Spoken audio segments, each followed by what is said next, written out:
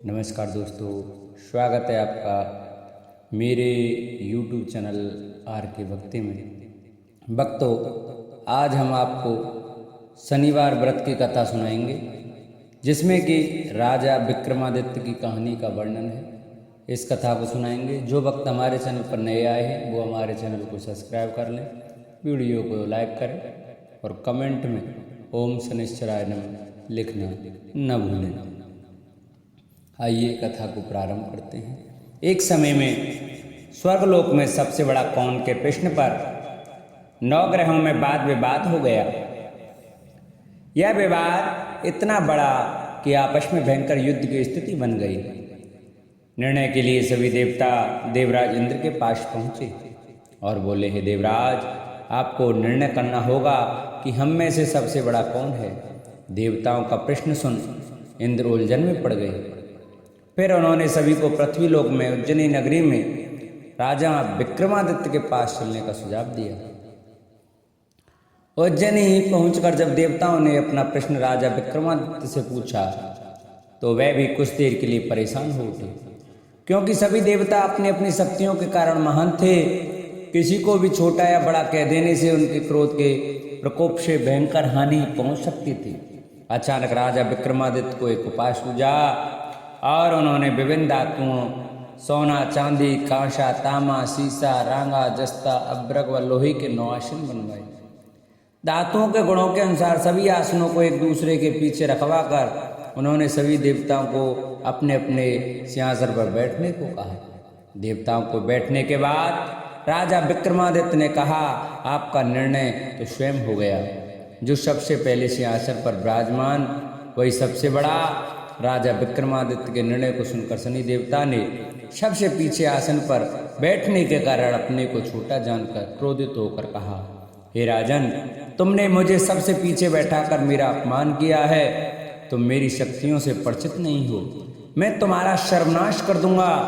शनिदेव ने कहा, सूर्य एक राशि पर 1 महीने, चंद्रमा 2.25 दिन, मंगल 1.5 महीने, बुध और शुक्र 1 महीने, बृहस्पति 13 महीने रहते हैं, लेकिन मैं किसी भी राशि पर 7.5 वर्ष तक रहता हूँ। बड़े बड़े देवताओं को मैंने अपने प्रकोप से पीड़ित किया है।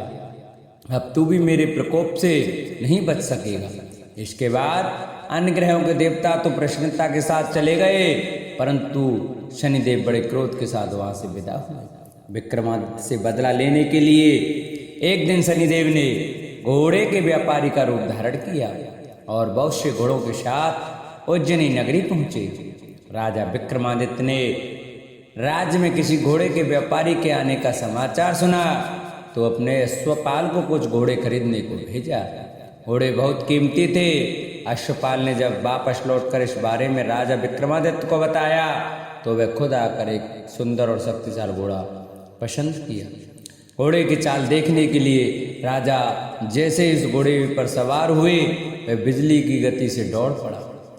तेजी से दौड़ता हुआ घोड़ा राजा को दूर एक जंगल में ले गया और फिर वहां राजा को गिराकर गायब हो गया। राजा अपने नगर लौटने के लिए जंगल में भटकने लगा, पर उन्हें कोई रास्ता नहीं मिला। राजा को भूख प्यास लगाई। बहुत घूमने पर उसे एक चरवाहा मिला। राजा ने उससे पानी मांगा। पानी पीकर राजा ने उस चरवाहे को अपनी अंगूठी दे दी और उससे रास्ता पूछकर जंगल से निकलकर पास के नगर में चला गया। नगर पहुंचकर राजा एक सेठ की दुकान पर बैठकर कुछ देर आराम किया। राजा के कुछ देर दुकान पर बैठने से सेठ जी की बहुत बिक्री हुई। सेठ ने राजा को भाग्यवान समझा और उसे अपने घर भोजन पर ले गया। सेठ के घर में सोने का एक हार खूंटी पर लटका हुआ था। राजा को उस कमरे में छोड़कर सेठ कुछ देर के लिए बाहर चला गया। तभी एक आश्चर्य घटना घटी। राजा के देखते देखते सोने के उस हार को खूंटी निगल गई। सेठ ने जब हार गायब देखा तो उसने चोरी का संदेह राजा पर किया और अपने नौकरों से कहा कि इस परदेशी को रस्सियों से बांधकर नगर के राजा के पास ले चलो। राजा ने विक्रमादित्य से हार के बारे में पूछा तो उसने बताया कि खूंटी ने हार को निगल लिया है। इस पर राजा क्रोधित होकर चोरी करने के अपराध में विक्रमादित्य के हाथ पांव काटने का आदेश दे दिया। सैनिकों ने राजा विक्रमादित्य के हाथ पांव काटकर उसे सड़क पर छोड़ दिया। कुछ दिन के बाद एक तेली उसे उठाकर अपने घर ले गया और उसे कोलू पर बैठा दिया। राजा आवाज देकर बैलों को हाँकता रहता। इस तरह तेली का बैल चलता रहा और राजा का भोजन मिलता रहा। शनि के प्रकोप की 7.5 पूरी होने पर वर्षा ऋतु प्रारंभ हुई। एक रात विक्रमादित्य मेघमल्हार गा रहा था, तभी नगर की राजकुमारी मोहिनी रथ पर सवार होकर उस घर के पास से गुजरी। उसने मल्हार सुना तो उसे अच्छा लगा और दासी को भेजकर गाने वाले को बुला लाने को कहा।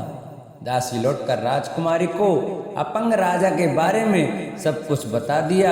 राजकुमारी उसके मेघमल्हार से बहुत मोहित हुई और सब कुछ जानते हुए भी उसने अपंग राजा से विवाह करने का निश्चय किया। राजकुमारी ने अपने माता पिता से जब यह बात कही तो वह हैरान रह गए। उन्होंने उसे बहुत समझाया पर राजकुमारी ने अपनी जिद नहीं छोड़ी और प्राण त्याग देने का निश्चय कर लिया।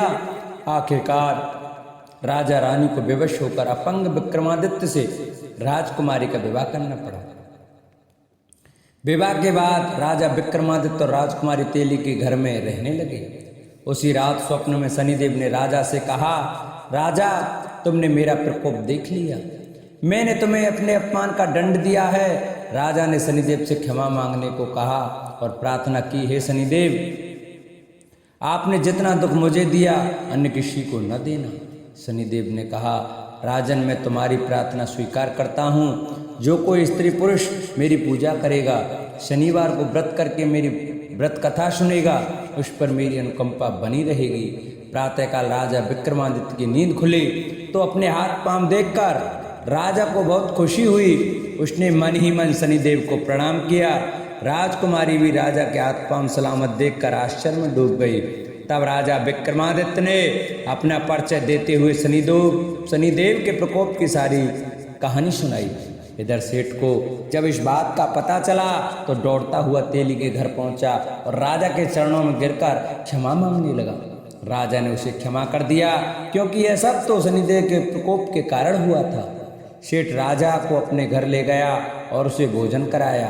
भोजन करते समय वहाँ एक आश्चर्य घटना घटी। सबके देखते देखते स्कूटी ने हार उगल दिया। सेठ जी ने अपनी बेटी का विवाह भी राजा के साथ कर दिया और बहुत से स्वर्ण आभूषण धन आदि देकर राजा को विदा किया। राजा विक्रमादित्य राजकुमारी मोहिनी और सेठ की बेटी के साथ उज्जैनी पहुँचे तो नगरवासियों ने हर्ष के साथ उनका स्वागत किया। अगले दिन राजा विक्रमादित्य ने पूरे राज्य में घोषणा करवाई कि शनिदेव सब देवों में सर्वश्रेष्ठ हैं। प्रत्येक स्त्री पुरुष शनिवार को उनका व्रत करें और व्रत कथा अवश्य सुनें। राजा विक्रमादित्य की घोषणा से शनिदेव बहुत प्रसन्न हुए। शनिवार का व्रत करने और व्रत कथा सुनने के कारण सभी लोगों की मनोकामनाएं शनिदेव की अनुकंपा से पूरी होने लगीं। सभी लोग आनंद पूर्वक रहने लगे। बोलो शनिदेव भगवान की जय।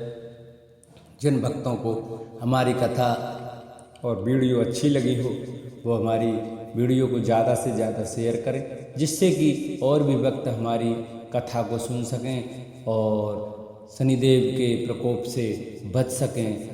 और जो भक्त हमारे चैनल पर नए आए हैं वो हमारे चैनल को सब्सक्राइब कर लें, वीडियो को लाइक करें और कमेंट में ओम शनिश्चराय नमः लिखना न भूलें।